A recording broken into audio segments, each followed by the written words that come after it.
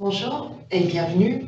Je m'appelle Danielle Olofsson et je suis chef de la protection des données chez BCF. Je suis également enseignant chargé de cours à l'Université de Montréal où je donne un cours en droit des technologies et la protection des données. Et je suis ici avec mon collègue Nicolas Diorio. Bonjour Daniel, bonjour à vous tous, bienvenue. Nous avons préparé évidemment cette suite au premier webinaire que nous avons donné. Nous l'avons basé sur les questions que vous avez posées. Nous avons eu beaucoup de commentaires. Nous vous remercions d'ailleurs pour ces commentaires et pour ces questions. Nous avons fait une sélection et nous avons cherché à cibler un certain nombre de sujets. Aujourd'hui, nous en abordons un de ces sujets, qui est celui des enjeux liés à la COVID et à la géolocalisation et les défis que cela pose pour vous. Alors, je me présente, je suis avocat, je suis un associé du cabinet BCF. Je pratique en droit du travail et de l'emploi, droit administratif et droit de la personne, mais aussi également en matière de privacy, qui est le fruit évidemment non seulement d'études et d'enseignements que j'ai fait, mais aussi d'éléments pratiques qu'on a développés et qu'on partage avec Daniel qui fait des études très poussées dans le domaine. Alors, sans plus tarder, nous y allons. Un élément, évidemment, une des contraintes que nous avons qui est liée à la dynamique résultant de cette crise de santé publique, nous avons dû préenregistrer le webinaire. Veux-tu mettre la table ou... Oui, j'y vais. Et concernant évidemment ce préenregistrement, ce qu'on fait, c'est qu'on l'a fait la dernière fois. On vous invite à nous communiquer vos questions, on y répond et aussi on en tient compte pour la préparation de communication ultérieure. Alors évidemment, cette pandémie, ce qui la caractérise, c'est évidemment sa propagation et sa croissance qui est fulgurante. On voit comment c'est parti essentiellement d'une ville sur Terre et que maintenant ça s'est répandu fait pratique dans tous les pays. Il y a des consignes gouvernementales qui sont données, ces consignes qui parfois se précisent au quotidien, qui créent donc des défis tant pour les gens qui les élaborent, ces consignes, que pour les personnes qui les reçoivent.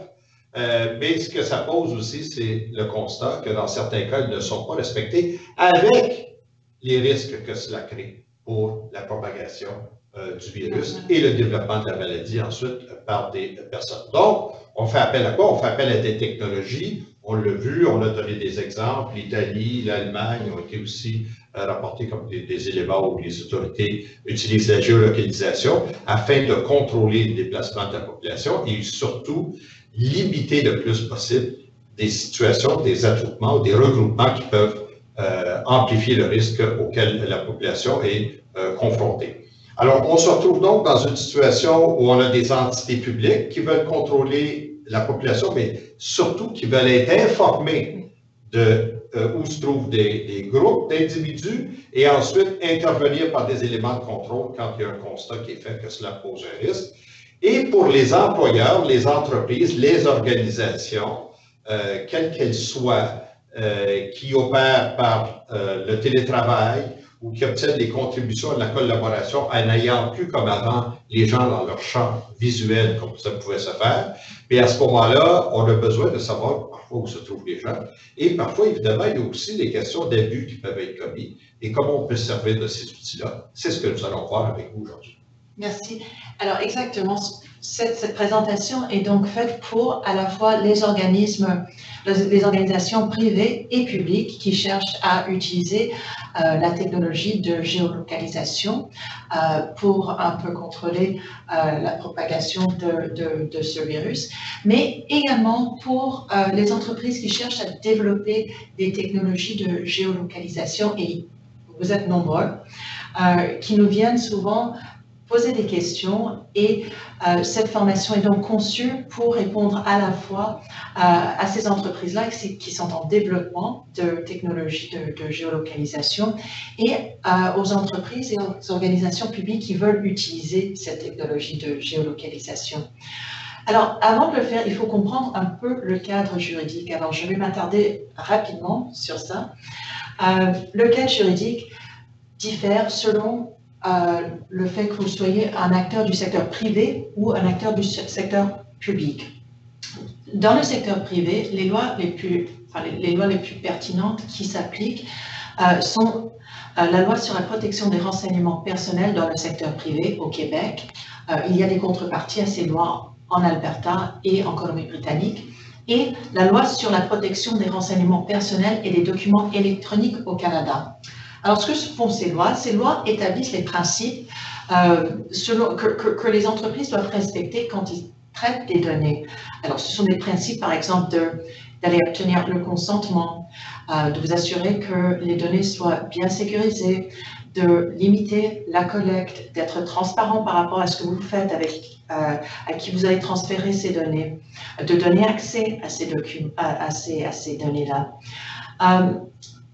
Et l'autre chose qu'il faut souligner par rapport au secteur privé, c'est cet équilibre qui existe entre le droit de l'individu à protéger ses données personnelles et le droit de l'entreprise à utiliser ces données pour des fins qui sont légitimes. Et actuellement, la crise de la COVID-19 est une fin, je pense, légitime pour justifier l'utilisation raisonnable des données personnelles.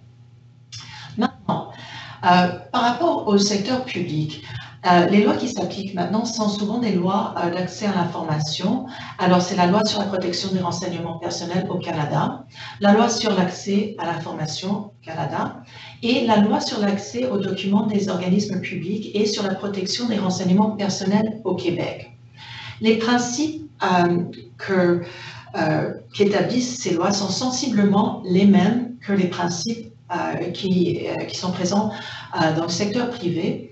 Sauf qu'il faut faire la distinction, la notion de consentement n'est pas aussi présente dans le secteur public, notamment parce qu'il faut aller chercher des renseignements et on n'a pas le choix. Ces renseignements nous sont nécessaires, on ne va pas s'attarder à voir si on a le consentement ou pas le consentement. Cependant, il y a d'autres principes qui viennent pallier au fait que le consentement ne joue pas le rôle central qui joue dans le rôle des lois gouvernant le secteur privé. Alors, ces deux choses-là, il faut les garder en tête. Nous avons structuré notre présentation pour parler de trois thèmes en principe. Le premier thème étant la géolocalisation. En quoi consiste cette technologie et à quoi sert-elle?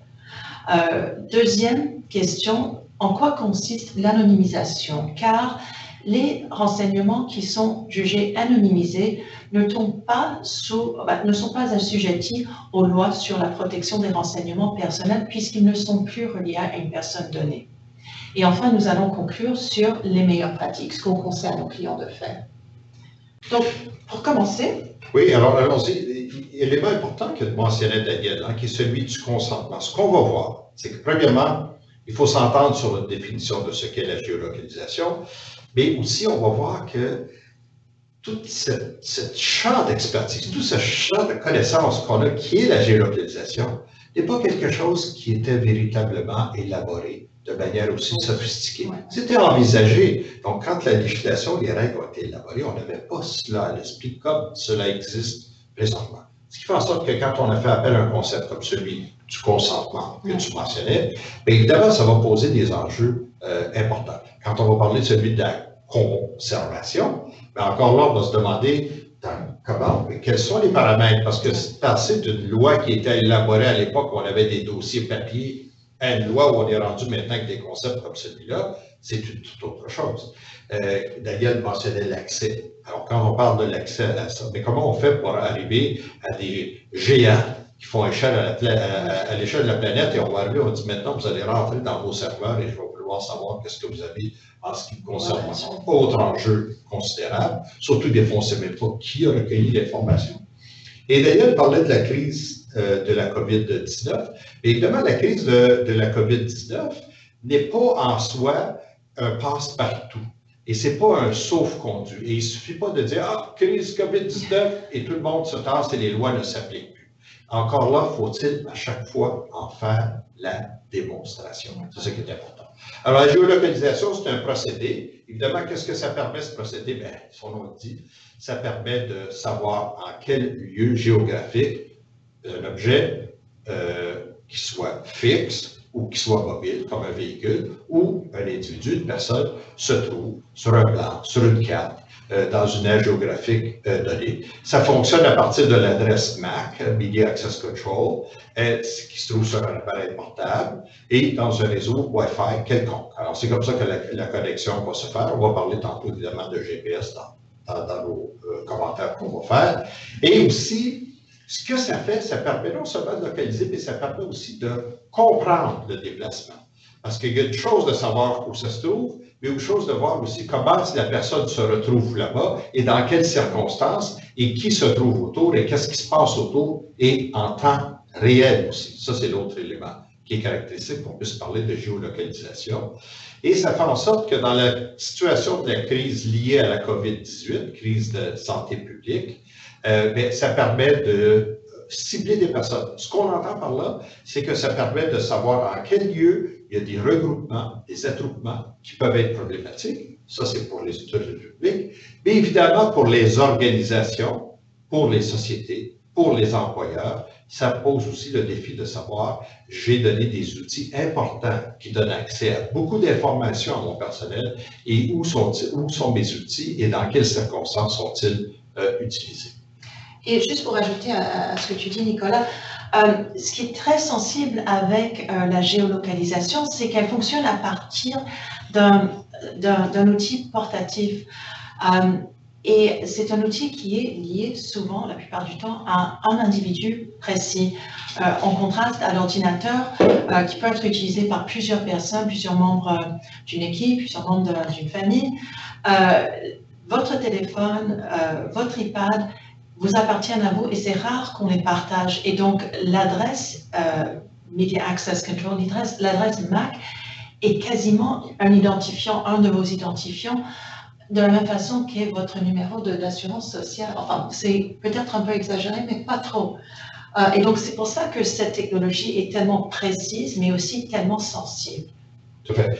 Alors, je parlais de l'enjeu que ça soulevait concernant l'obtention du consentement. On a tous à l'esprit ces applications ou ces recherches web où on nous demande telle application ou tel site ou telle entité voudrait accéder à vos données de localisation. Est-ce que vous les autorisez, oui ou non? Et parfois, on dit uniquement quand j'utilise cette application. Ça, ce sont évidemment les organisations ou les outils plus sophistiqués que de développer, en ayant à l'esprit que ce n'est pas tout le monde qui fait cet exercice de demande de consentement. Il y en a qui disent parce que vous avez cherché l'information, on présume que vous voulez savoir. Donc, si je veux savoir est-ce qu'il y a une pharmacie près de chez moi, il y en a qui vont demander la donnée offrir évidemment la possibilité de consentir, et d'autres vont dire, ben, si tu veux savoir pourquoi je suis près de chez toi, ben, je présume que tu acceptes qu'on sache où tu te trouves pour que je puisse te fournir le service. Alors là, encore là, il y a des qualités différentes dans l'élaboration, dans les entreprises, mais aussi dans l'élaboration de leur approche. L'avis à la personne conservée doit donc servir à une fin précise.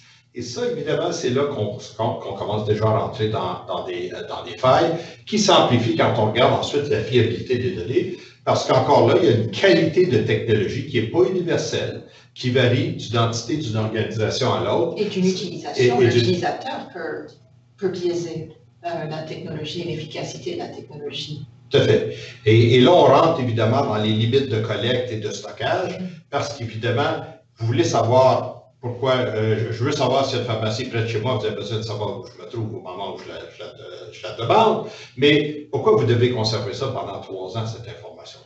La question importante, c'est que vous avez besoin de l'information pour une fin immédiate, vous l'utilisez pour cette fin immédiate et vous devez donc la purger ensuite. Et les questions cruciales qui sont celles de la sécurité. Donc, est-ce que cette information-là va servir à quelqu'un d'autre et à d'autres fins qui ne sont pas celles sur lesquelles j'ai cherché le renseignement?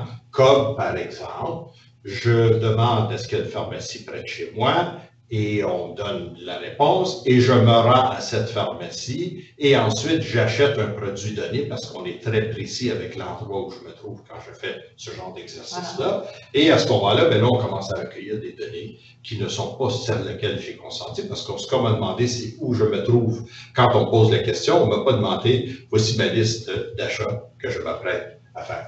Et l'élément qui était mentionné par Daniel, qui était celui de l'accès à cette information-là, comment je fais ensuite pour avoir accès à cette information-là. Alors, évidemment, vous voyez la perspective du consommateur que je donne simplement pour illustrer mon propos, mais vous, il y avait l'élément de vos organisations d'anticiper que ces questions-là peuvent très bien vous être posées à vous. Et notamment, l'accès, c'est un très bon exemple parce que, à moins qu'il y ait des mesures d'urgence qui n'existent pas actuellement, vous avez l'obligation, que vous êtes dans le secteur public ou le secteur privé, de donner accès aux renseignements que vous traitez sur un individu. Et si vous avez mal collecté ces renseignements, si ces renseignements ne sont pas fiables, vous allez être redevable en bout de ligne. Lorsque vous serez obligé de donner l'accès, si ces données ne sont pas fiables et qu'il y a eu des décisions prises basées sur ces données. Donc, l'accès est vraiment un talent d'Achille aussi dans ces discussions-là. Donc, voilà les obligations, certaines contraintes qui incombent aux organisations qui utilisent les données personnelles par rapport à la géolocalisation. Nous allons par contre, ces obligations n'incombent pas à des données qui sont anonymisées. Pourquoi? Parce que les données anonymisées, en principe, ne sont pas considérées comme étant des données personnelles et donc sont exclues de l'application de la loi. Alors, qu'est-ce que l'anonymisation? C'est un processus qui consiste à modifier le contenu ou la structure des données pour les rendre difficiles ou impossibles à relier à une personne physique. Parce que, rappelez-vous, que la définition d'une donnée personnelle, c'est une donnée qui est reliée ou reliable à une personne identifiable ou identifiée. Donc, si on peut dissocier les renseignements d'une personne précise, alors là, vos données sont anonymisées.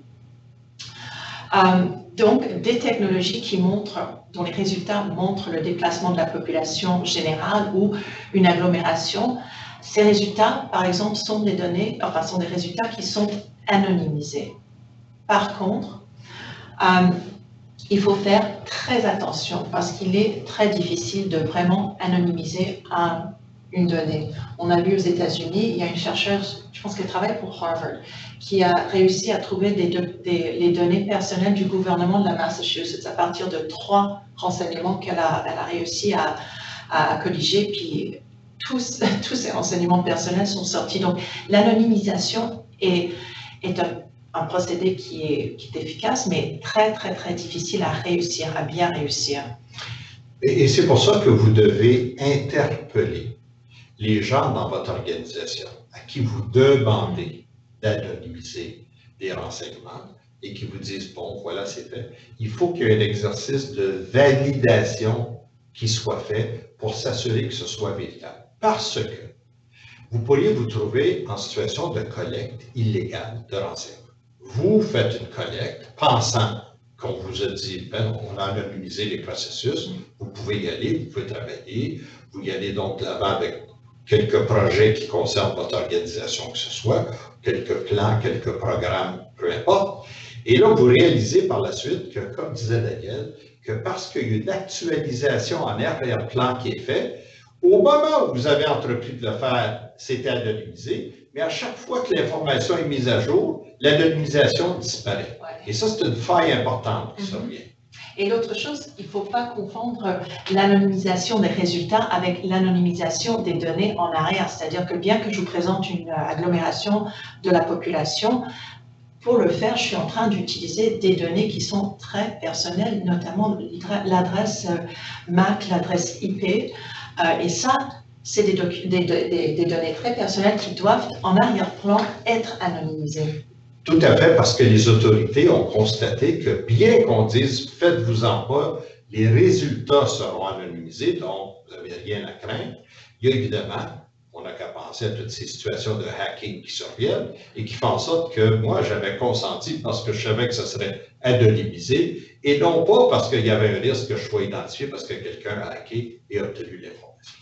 Et donc, ce que certaines instances préconisent, c'est de pseudonymiser les données à la place de les anonymiser par contre, cette technique-là qui consiste à supprimer certains identifiants, mais pas tout, c'est une technique qui ne les anonymise pas, ces données-là, et donc même les données qui ont été un peu nettoyées, mais qui ne sont pas anonymes, tombent alors sont assujettis aux lois sur la protection des données. Donc, ce n'est pas une technique qui est fiable. Si vous ne voulez vraiment pas que vos données soient assujetties aux lois sur la protection des données, il faut vous assurer de façon très fiable, comme disait Nicolas, que ces données-là soient anonymes. Donc, pour parler de pseudomisation, on ne peut pas dire, ben, j'ai tous les renseignements personnels dans un serveur, et ensuite, j'ai attribué à chacun un numéro de code, et c'est avec ça que je transige. Voilà. Parce qu'il ne faut pas oublier ici, j'ai des renseignements personnels. Quand on fait un véritable exercice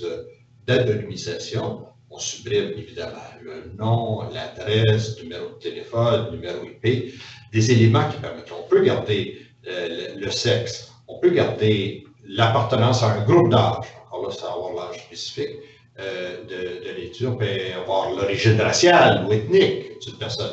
Mais ça, c'est des éléments qui vont faire en sorte que ça sera une véritable anonymisation, en autant que, comme je disais tantôt, qu'il n'y ait pas un refresh in background qui va faire que l'anonymisation va avoir été supprimée. Donc, pour passer aux meilleures pratiques, ce qu'on conseille à nos clients, on a divisé ça en deux catégories, à faire et à ne pas faire. Donc, à faire, comme on vous a dit, établissez clairement des fins de la collecte. Si c'est pour arrêter la propagation du virus, dites-le. Et gardez ces fins en tête quand vous êtes en train de faire la collecte. N'allez pas collecter des données à droite et à gauche pour servir d'autres fins. Essayez, dans la mesure du possible, d'aviser les personnes concernées. Ce n'est pas toujours facile et il y a plusieurs façons de le faire. On peut vous aider avec ça.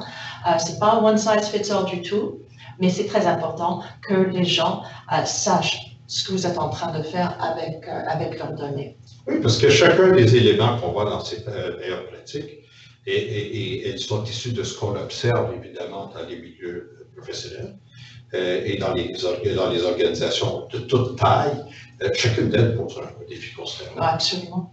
Assurez-vous également de la fiabilité des données. Si vous êtes en train d'utiliser certaines technologies, assurez-vous du niveau de fiabilité. Il y a certaines technologies qui le sont, il y en a certaines qui le sont moins. Et si vous êtes en train de baser vos décisions sur des technologies qui sont moins fiables, il y aura sûrement des conséquences en bout de ligne. Donc, essayez de garder vos données fiables.